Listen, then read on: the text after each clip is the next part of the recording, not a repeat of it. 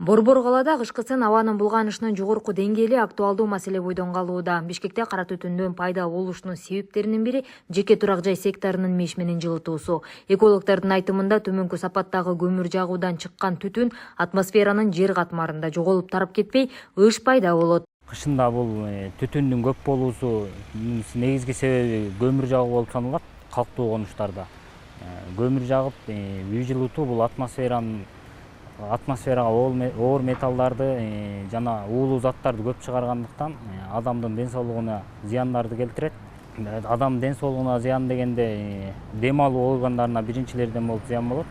Ошол себептен бардык тургундарга ден соолугуңузду тобокелге салбастан экологиялык таза жагууга өтүңүздөр деп айтмакчымын.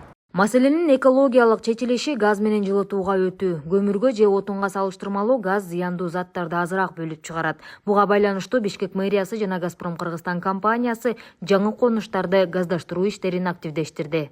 Бишкек шаарынын мэриясы Газпром компаниясы менен активдүү иштешип атат.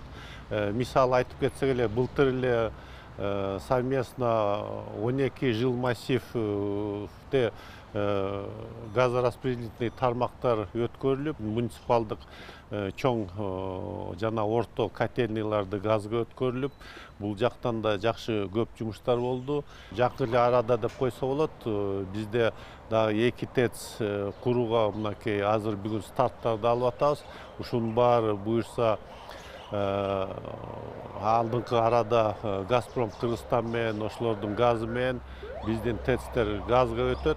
Газпром Кыргызстан инвестициялык программасынын алкагында былтыр Бишкек менен Чүй облусунун 12 конушун газга туташтырган. Жалпысынан 218 чакырымдан ашык газ бөлүштүрүүчү тармактар курулган. Мунун аркасында 40 миңден ашуун адам ишенимдүү жана экологиялык энергоресурстан пайдаланууга мүмкүнчүлүк алышты.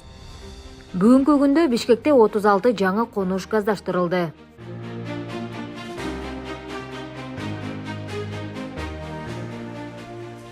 Кыштын камын жайда көр демекчи, эксперттер жарандарды газ менен камсыздоого азыртадан кошулууга чакырат. Анткени калкты тейлөө борборлорунда жылытуу мезгилине жакын узун кезектер түзүлө баштайт. Үйдү газга коштуруу үчүн калкты тейлөө борборлоруна кайрылып, же Газпром KG сайтына арыз толтуруш керек.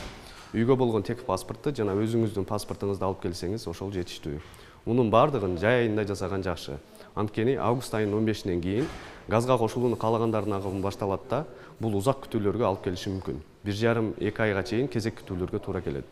Ал эми жайкысын газга туташууга болгон суроо талап аз болгондугуна байланыштуу күтүү убактысы бир кыйла кыскарат. Ошондуктан биз абоненттерди жайында газга кошулуусун чакырабыз. Үйдү газга кошуу үчүн жер тамдын жашоочулары 30 миң сомдон 100 миң сомго чейин турган газ утказанын сатып алып орнотушу керек. Ушул максаттарга жеңилдетилген насыя алса болот.